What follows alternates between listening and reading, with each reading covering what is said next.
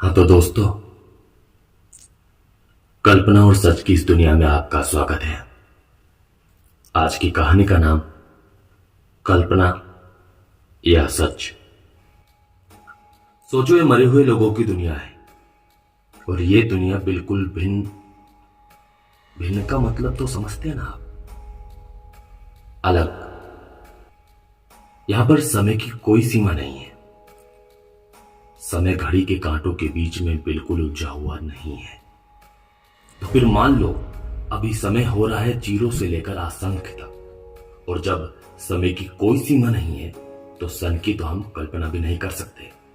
तो इस हिसाब से सन चल रहा है अनंत। अनंत का मतलब तो समझते ही हैं आप। ये वो दुनिया नहीं जो तुम समझ रहे हो, ये मरे हुए लोगों की दुनिया है। तुम किसी दुनिया में मरने के बाद इस दुनिया में यहां आए हो, और मैं किसी दुनिया में जीने के बाद इस दुनिया में मर रहा हूं। तुम्हें एक लाइन सुनाता हूं।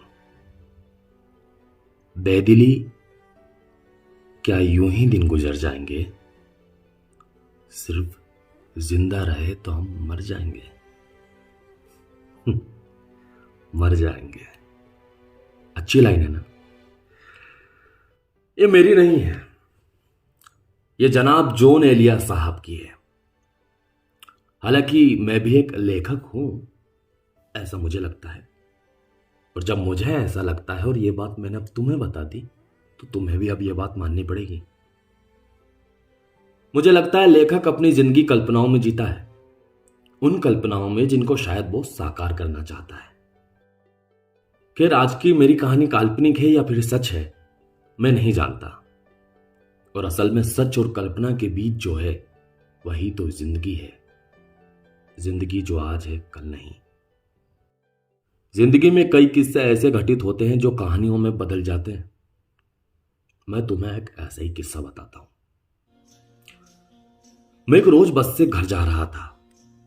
खिड़की से बाहर देख रहा था तो मेरी आंखें दीवार पर बने चित्रों पर आकर थम गई। मैं ना जाने क्यों देखते देखते बस की खिड़की से बाहर की दुनिया में खो चुका था। अचानक से एक आवाज मेरे कानों में, अरे भैया कहां जाओगे? ओ भैया। मैं जैसे ही मुड़ा तो वो आवाज लगाने वाला बस कंडक्टर था। बोला, भैया आंखें खुली करके कौन सोता है? बोलो कहां का टिकट काटूं? मैं एकटक उसे ही देख रहा था। मुझे लगा कि दीवार पर जो बच्चे की तस्वीर बनी थी, जिसके हाथ में झोला था, वो बच्चा एकदम से बड़ा होकर मेरे सामने आ गया। वो फिर बोला, कहां की टिकट काटूं? मैंने बड़ी सहजता से कहा, घर की। अरे महाराज, जगह का कोई तो नाम होगा, नहीं तो बता दो तुम्हें वहीं तक छोड़ा है। या फिर आदिल भाई से कह दे कि बस रोड से हटाकर पटरी पे भगाने लग जाए ताकि भाई साहब जल्दी घर पहुंच जाए, या फिर किसी खोपचे में घुसा दे। नहीं भाई साहब, किसी खोपचे में मत घुसाओ, मुझे अगले स्टॉप पर उतरना है। मैं अगले स्टॉप पर उतर चुका था। रास्ते से पैदल जाते हुए मैं ये सोच रहा था कि मैं जो सोचता हूं क्या बाकी लोग भी वही सोचते? फिर मैं खुद से ही कहने लगा, मुझे ज्यादा नहीं सोचना चाहिए, नहीं तो मैं पागल हो जाऊंगा। मैं घर पहुंच चुका था। खाना खाने के बाद अपने लैपटॉप पर काम करने बैठा ही था कि अचानक ख्याल आया कि शायद आज तो उसका फोन आ जाए जिसकी प्रतीक्षा में मेरे घंटों गुजर जाते हैं। मुझे लगा कि आज भी कल्पना ही कर रहा हूं। अचानक मुझे ऐसा लगा मेरा फोन बजा। मैं दौड़ता हुआ गया, मैंने फोन उठाया। हेलो माँ। माँ, मैं रोज प्रतीक्षा करता हूं तुम्हारे फोन की। तुम फोन क्यों नहीं करती? क्यों नहीं पूछती कि मैंने खाना खाया या नहीं? तुम तो हर रात को फोन लगाकर पूछती थी ना, बेटा खाना खाया या नहीं? तुम्हें तो मेरी आवाज सुनकर ही पता लग जाता था ना कि मैं बीमार हूं या ठीक हूं। अब क्या मेरी चीखें तक तुम्हें सुनाई नहीं देती माँ? माँ, मैंने इस बार दिवाली पर वही कुर्ता पहना था जो तुम्हें पसंद था। मैं ना कहता था ये दुनिया बहुत खराब है, या नहीं समझ पाता कोई तुम्हारी तरह? कई बार मन करता है कि तुझे फोन लगाकर खूब रो। कोई भी मुझसे प्यार नहीं करता, नहीं पूछता कोई मुझसे कि कैसा हूं मैं। तुम क्यों नहीं आती मुझसे मिलने? मैं दुनिया के लिए बड़ा हुआ हूं, तेरे लिए तो बच्चा हूं ना। माँ सुनो, सुनो मेरी बात माँ। पिताजी गलत समझते हैं मुझे, मैं ऐसा नहीं हूं माँ।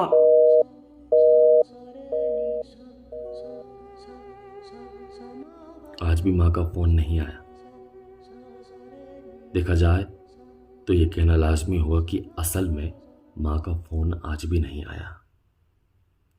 ये तो सिर्फ मेरी एक कल्पना थी। काश माँ का आज फोन आता और ये सारी बात मैं उससे कह पाता जो अभी मैं कल्पनाओं में कर रहा था। मुझे आज भी याद है कि आज से 1 साल पहले मैं घर गया था तो माँ मेरे जाते के साथ खुश नहीं, दुखी हो गई थी, शायद मेरी हालत देखकर। कुछ देर तक मेरे पास बैठे रहने के बाद माँ बोली,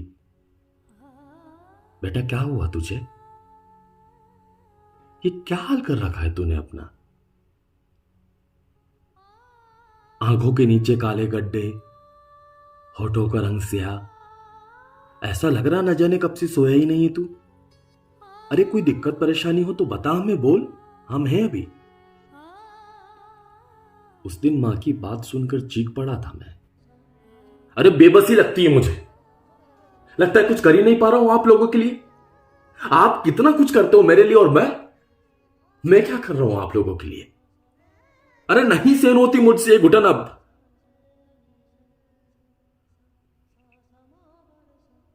मां से ये बात मैंने 1 साल पहले कही थी।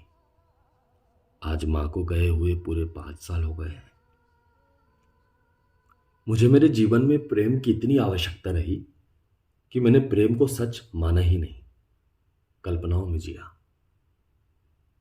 और हां, प्रेम से याद आया कि मेरी एक प्रेमिका थी या है, नहीं जानता। हां, वो जब भी मुझसे मिलने आती तो एक बात कहा करती थी कि तुम्हारे कमरे में सिगरेट का धुआं और किताबों के अलावा कुछ भी नहीं है।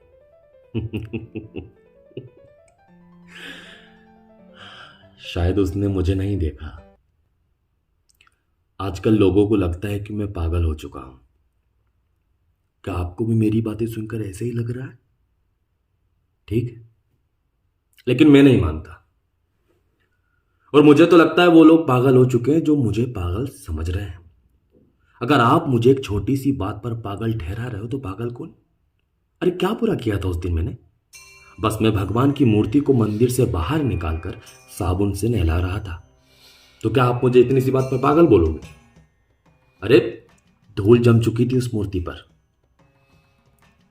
और वो ही धूल अब लोगों की आंखों में छा रही है। एक दिन चलती आरती में दीपक को फूंक मारकर बुझा दिया। मुझे लगा कि बेचारा कब से जल रहा है, तो पंडित जी भड़क उठे। घोर अपराध, तुम नहीं जानते तुमने कितना बड़ा अपराध किया है। भगवान के कार्य में विघ्न बाधा, तुम नरक में जाओगे। मैंने कहा, पंडित जी वो तो आप भी जाओगे। आप चलती आरती के बीच में मुझसे बात कर रहे हैं, क्या यह विघ्न बाधा नहीं? इसके बाद में जिसके हाथ में जो आया वो उसी से मुझे मारने लगा। लगता है वो लोग पागल हो चुके थे।